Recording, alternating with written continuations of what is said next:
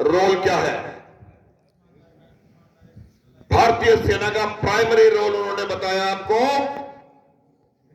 कि देश की सीमाओं की रक्षा करना, देश की एकता और अखंडता को कायम रखना। इसके अलावा भी एक काम करती है आपकी सेनाएं, और वो काम है, और उस काम में लगातार लगी हुई है। जितने लोगों का सम्मान हुआ है उसमें से आधे से ज्यादा लोग उस काम करते वक्त अपना सर्वोच्च बलिदान देके गए हैं, और वो काम है देश की आंतरिक सुरक्षा में, प्राकृतिक आपदाओं में जब भी आवश्यकता पड़े तो उसी जज्बे के साथ, उसी खूबी के साथ और उसी कामयाबी के साथ अपना काम करना, ये आपकी सेनाओं का काम है।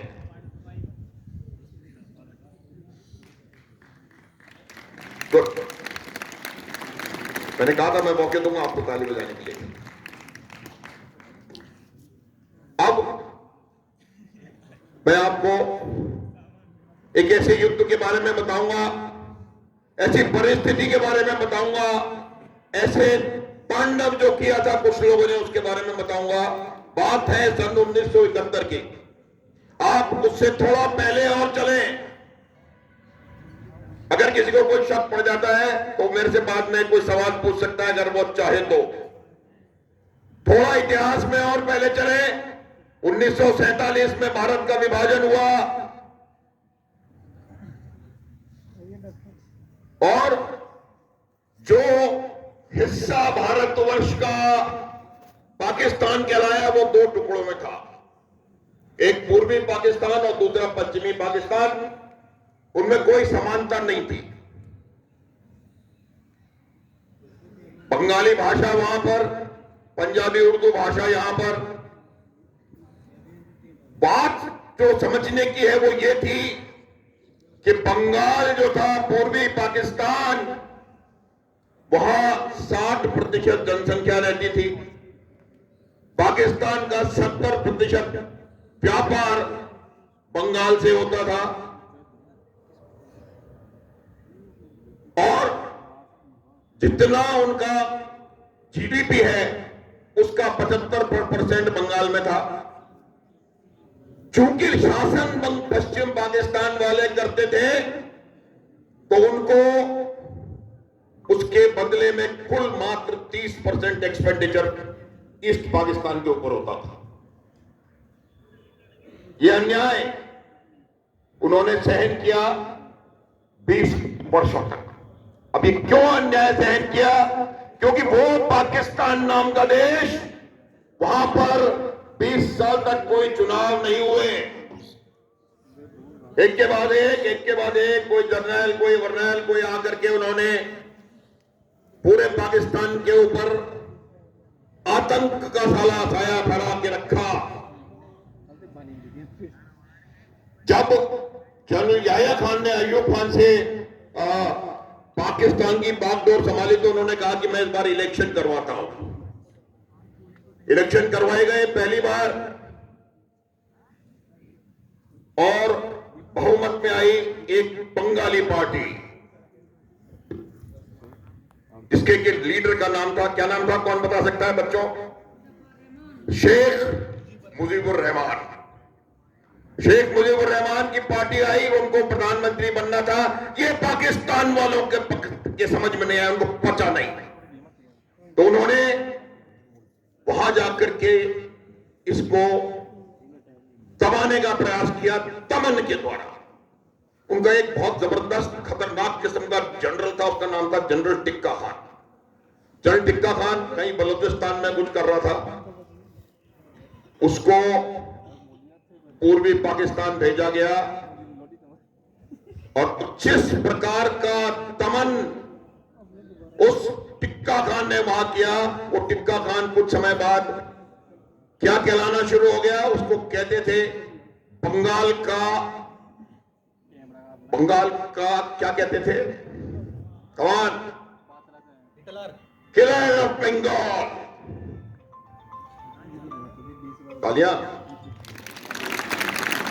किलर ऑफ बंगाल कहते थे, रेपिस्ट ऑफ बंगाल कहते थे। उसने इस प्रकार से उसको दबाने का प्रयास किया, उसी वजह से शेख मुजीब को इन्होंने जेल में डाल दिया। वो वजह थी कि हजारों लाखों लोग वहां से विस्थापित होकर अपनी जान बचा करके त्रिपुरा, असम, मेघालय और मोस्टली पश्चिम बंगाल में आ गए।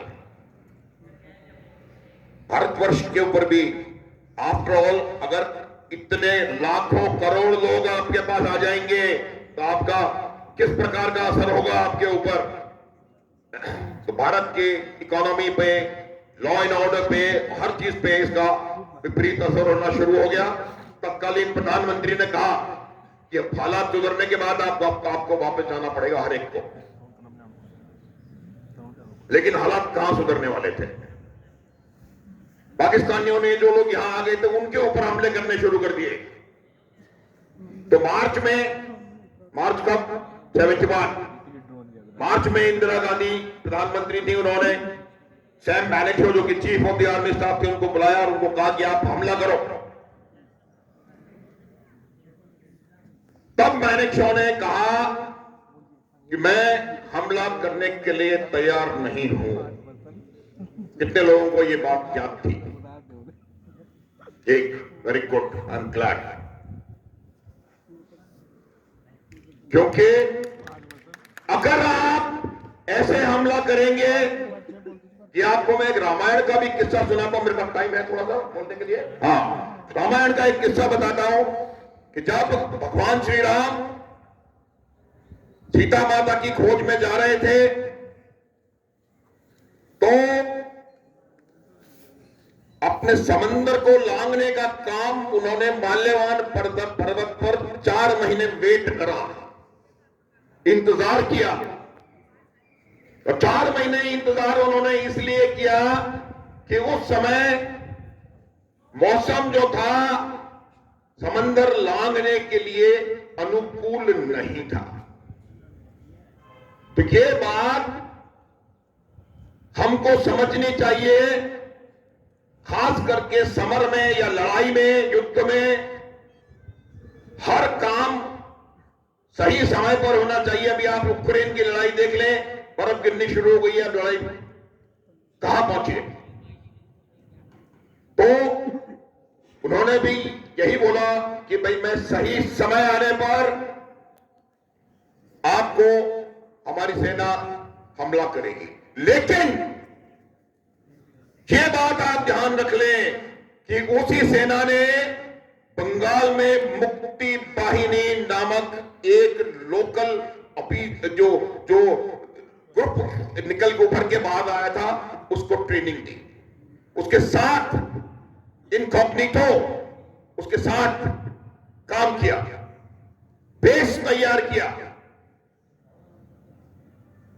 जब आपको यह तो पता पड़ेगा कि मार्च में उन्होंने कह दिया हम लड़ेंगे नहीं क्योंकि हम तैयार नहीं है, लेकिन वो तैयारी कर रहे थे लगातार। इतनी देर में पाकिस्तान को लगने लगा कि भाई कहीं ना कहीं कोई ना कोई साली परेशानी होने वाली है। तो उन्होंने सोचा कि अगर हम पश्चिमी मोर्चे को खोल दें और भारत के ऊपर पश्चिमी मोर्चे से दबाव बनाए तो शायद पूर्व में कुछ दबाव कम हो जाएगा। ऐसे तो उन्होंने, शायद पाकिस्तान की सबसे बड़ी गलती यही थी। 3 दिसंबर 1971 को पाकिस्तान ने ऑपरेशन चंगेज खान भारतवर्ष के 9 हवाई अड्डों पर एक साथ बमबारी कर दी और यही वो मार खा गया। ये हमें एक बहाना तो नहीं, हमें नहीं चाहिए था, लेकिन हमारे पास एक वजह आ गई और इसी वजह को लेकर के भारतीय सेनाओं ने दोनों मोर्चों पर चारों तरफ से हमला बोल दिया। 2-3 बातें बताऊंगा, ज्यादा नहीं। 4 तारीख की, 3 दिसंबर की बात है। 4 दिसंबर को भारत की नौसेना ने, ध्यान से सुने आप लोग, कई लोगों को शायद इसके बारे में ज्ञान नहीं होगा। 4 दिसंबर को भारतवर्ष की नौसेना ने अरब सागर में कराची के पोर्ट पर इतनी सफाई के साथ हमला बोला कि पाकिस्तान को आज तक नहीं पता कि पाकिस्तान के जहाजों को किसने डुबोया। भारत की सेना ने, वायुसेना ने, जल सेना ने, थल सेना ने।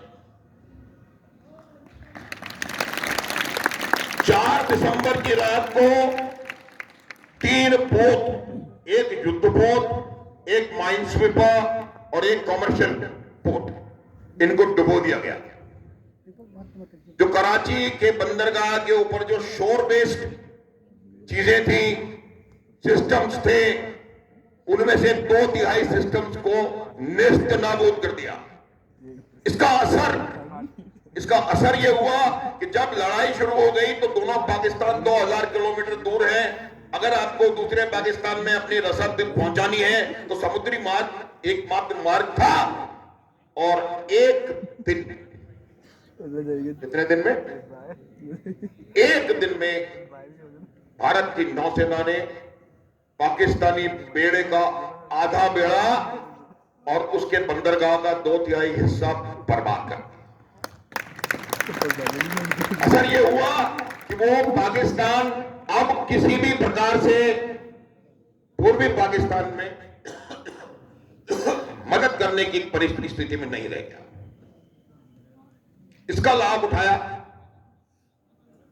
फिर पाकिस्तान दबाव क्यों नहीं बना पाया आपके ऊपर, उसकी वजह आपने एक पिक्चर कितने लोगों ने देखी, Border movie. Yes, lot of hands going up, yeah lot of hands going up. क्या, किस बात की है बॉर्डर मूवी? बॉर्डर मूवी किस चीज पे आधारित है? नहीं, चलिए मैं बताता हूं। तो भारतीय थल सेना की एक छोटी टुकड़ी 220 से नहीं, जो कि सनी देओल के कमांड में, धर्मवीर मेजर चांदपुरी के कमांड में लोंगेवाला नाम की जगह पर थी। और उसी लोंगेवाला पर पाकिस्तान ने 90 टैंक और 5000 सैनिक, पूरा आर्टिलरी, सब कुछ मिला करके उसके ऊपर हमला कर दिया। और अगर यह टुकड़ी, क्योंकि वो समय ऐसा था, आज की तरह नहीं है चंद्रमौली साहब की तरह की तो आपको 2 बजे उड़ गए, बम गिरा के आ गए। वो समय ऐसा था जब वायुसेना रात को ऑपरेट नहीं कर सकती थी। तो ये बहुत जरूरी था कि वो जगह, वहां पर चांदपुरी साहब बैठे रहे अगले दिन तक, ताकि भारतीय वायुसेना आकर के अगले दिन तक काम कर सके।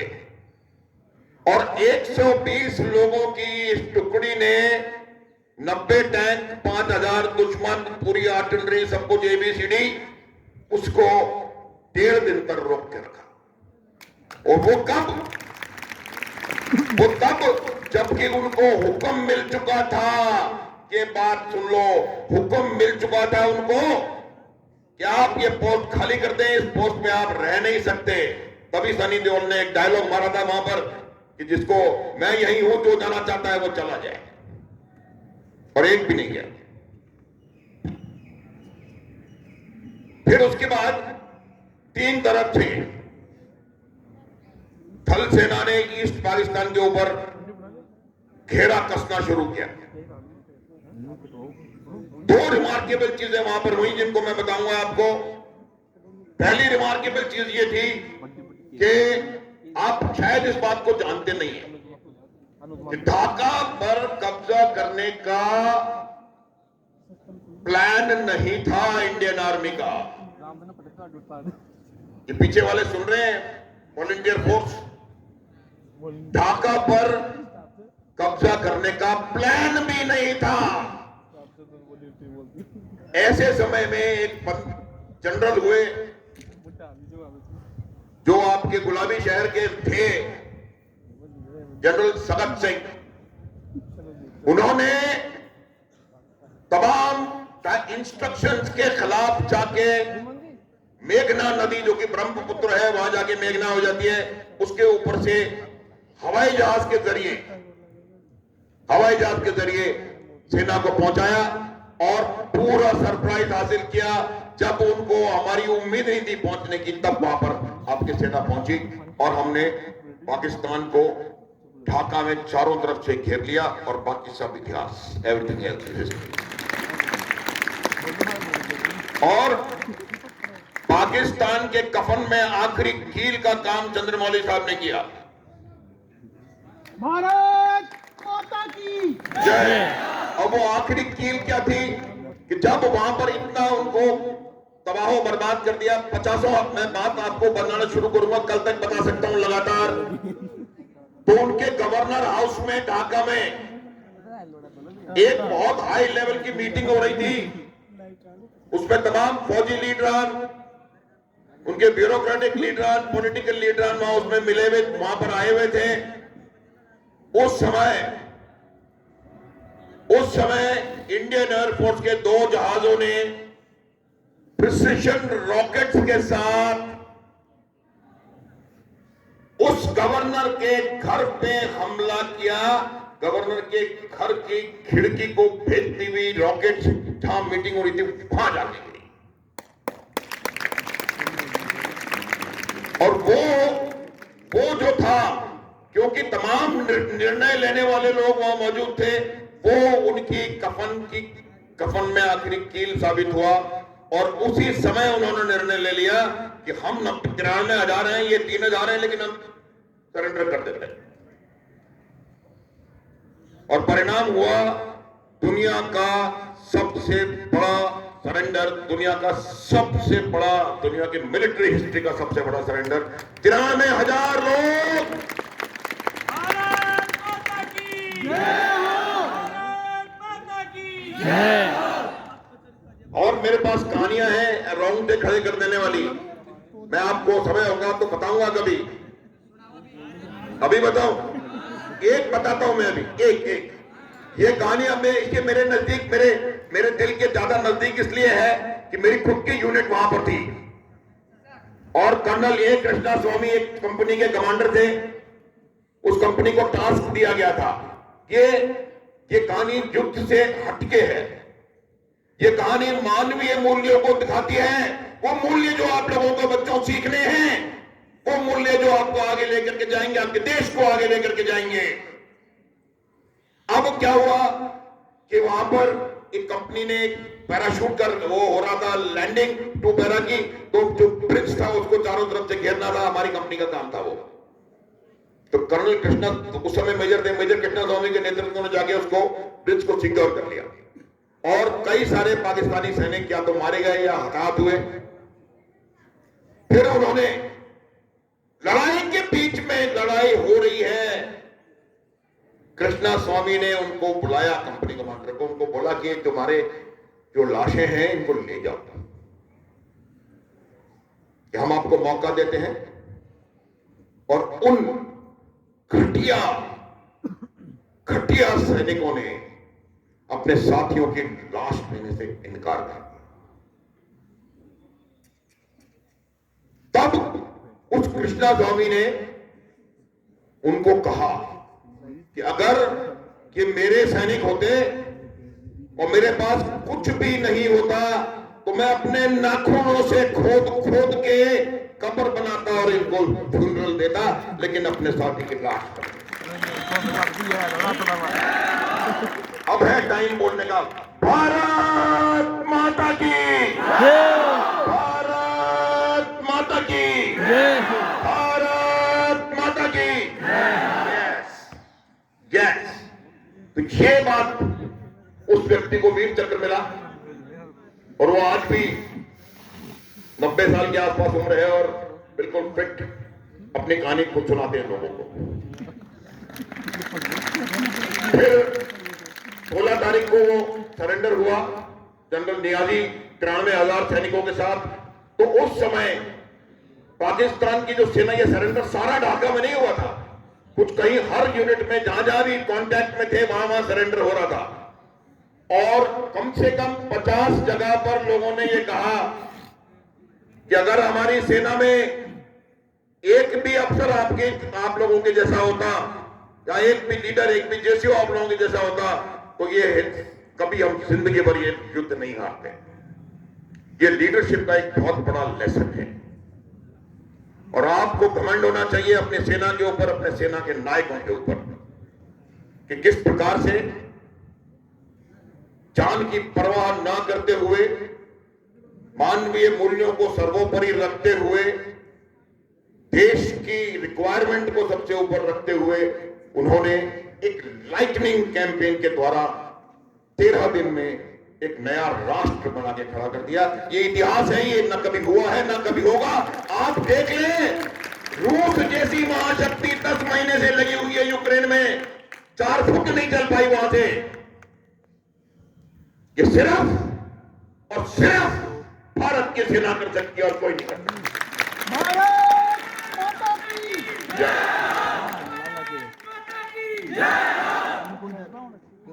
उसके बाद जैसा आप जानते हैं बांग्लादेश आज है, लेकिन जो बात मैं आप बता रहा हूं ये समझने की है कि हमें एक बात और याद रखनी है। यार मैं तो फ्री नहीं हूं अभी। मीडिया वालों को मैं बता के ये बात आया हूं, इतना हमने अच्छा काम किया, सब कुछ कर दिया, लेकिन ये सब करने के लिए इस राष्ट्र के 3000 से ज्यादा शूरवीरों ने सर्वोच्च बलिदान दिया, अपने प्राणों की आहुति दी, देश और अपने परिवार का नाम रोशन किया, अपने आप को गौरवान्वित किया, अपने जन्म को सार्थक सिद्ध किया। और ये मौका एक खुशी मनाने का है कि हमने युद्ध, इतना बड़ा युद्ध जीता, इतनी आसानी से जीता। इतिहास एको हम दूसरो नास्ति न भूतो न भविष्यति, ऐसा युद्ध हमने बनाकर जीता। लेकिन आज का दिन उन शूरवीरों को श्रद्धांजलि देने का भी दिन है। उनको याद करें, उनसे सीख लें, उनकी जो सर्वोच्च बलिदान है, उस बलिदान से आपको यह शिक्षा लेनी है कि यदि आवश्यकता पड़े, कोई भी काम कर रहे हैं, हम अपने प्राण तक देश के लिए न्यौछावर करने से पीछे नहीं हटेंगे। ये बहुत बड़ी शिक्षा मेरे हिसाब से हमको उनसे लेनी चाहिए। ये एक इतना बड़ा काम करके आपकी सेना ने आपको दिया था, गर्व करें और उन्हें याद करें। आज परिस्थिति क्या है ये हमें समझने की आवश्यकता है। आज मैं आपसे बात कर रहा हूं, ये बच्चों थोड़ा 2 मिनट और ध्यान दो मेरी तरफ। और आज मैं आपसे ये कह रहा हूं कि अगर आप चाहते हो इस देश को,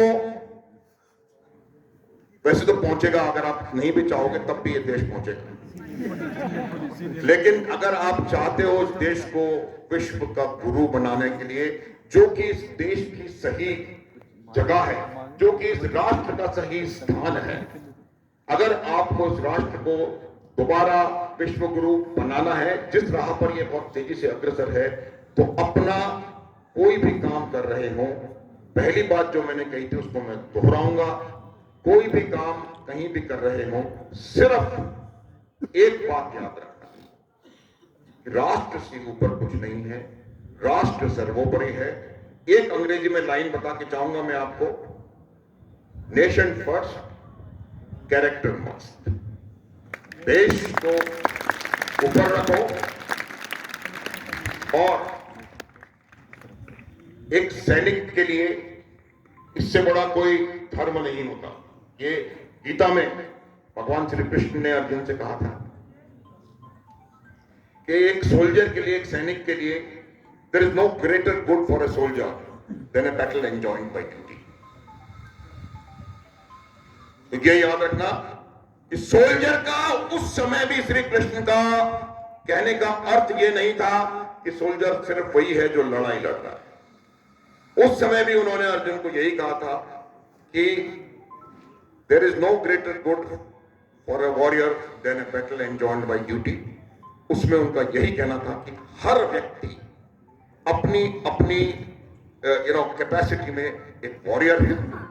कोई भी काम वो कर रहा है, चाहे वो रथ चला रहा है, चाहे रथ के ऊपर बैठा हुआ अर्जुन महारथी है, या रथ के पहिए ठीक करने वाला कोई चाई से है, या घोड़ों को साफ करने वाला कोई आदमी है, या गसे सफाई करने वाला आदमी है, या कोई, तो तमाम लोग अपना अपना कंट्रीब्यूशन दे रहे हैं। बस वही बात याद रखें कि नेशन फर्स्ट, कैरेक्टर मस्ट, शानदार था भूत भविष्य भी महान है, शानदार था भूत भविष्य भी महान है। अगर संभाले आप आज जो वर्तमान है। जय हिंद, जय भारत।